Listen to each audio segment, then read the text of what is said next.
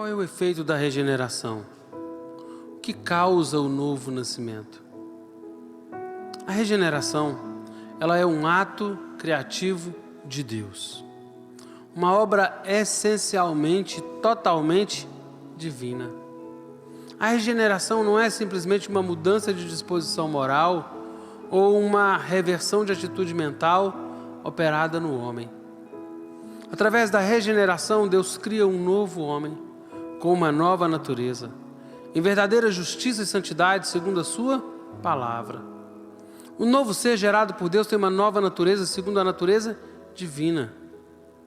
Quando entendemos isso, nós entendemos que por meio do corpo de Cristo, o velho homem foi crucificado, e deste fato decorre que o cristão está morto para o pecado, morto para a lei, vivo para Deus.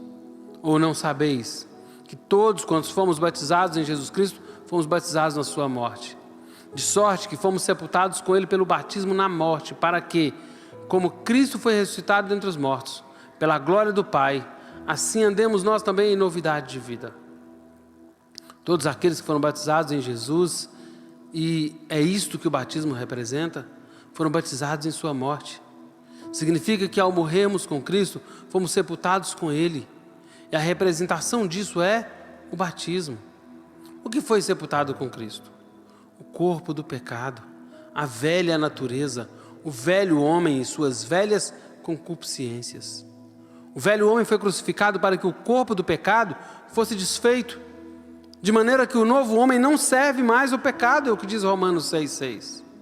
Segue-se que por meio da morte com Cristo, o cristão se vê livre do seu antigo senhor, do seu terrível algoz, o pecado.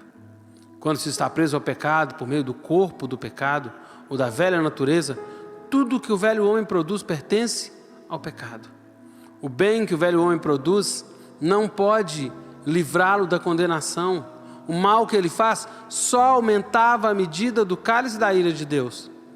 Não há como escapar. E a saída providenciada por Deus é a cruz de Cristo.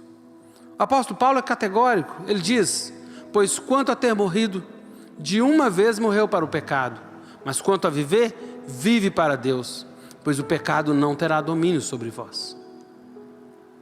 Mas há quem sustente que a nova natureza adquirida na regeneração não expele, não destrói, nem arranca as raízes da antiga natureza.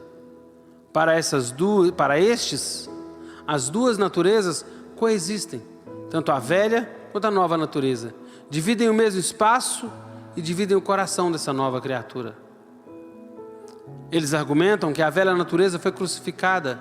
Entretanto, a exemplo de outros criminosos que eram crucificados à época de Jesus, estes não acabavam morrendo. O condenado à crucificação era socorrido por amigos e familiares. Escondidos, mantinham-se vivos, embora a sociedade os vissem como mortos. Aqueles que sustentam esse tipo de entendimento esquecem que, quanto a ter morrido Cristo, de uma vez morreu para o pecado. Esquecem que Cristo foi sepultado e que, aleluia, Ele ressuscitou ao terceiro dia. E quanto ao viver, Ele vive para Deus. O crente necessariamente morre com Cristo. O crente, após sofrer a pena capital, é sepultado com Cristo e com Ele ressuscita. Não há como o crente ser arrancado da cruz, visto que Jesus padeceu, morreu e foi sepultado. E a morte do crente é segundo a morte de Cristo Jesus, nosso Senhor. O crente é crucificado e sepultado, o que demonstra que não há base para o argumento de que, como os amigos faziam com algumas pessoas, alguém fosse tirado da cruz. Todos achavam que ele havia morrido, mas na verdade ele estava vivo. Não há como ressurgir sem antes não morrer. Se cremos em Cristo, nos conformamos com Cristo na sua morte. Em verdade vos digo, que se não comerdes a carne do Filho do Homem e não beberdes o seu sangue, não tereis vida em vós mesmos. Nós morremos com Cristo. E a ceia celebra a morte de Cristo, da qual todos nós somos participantes.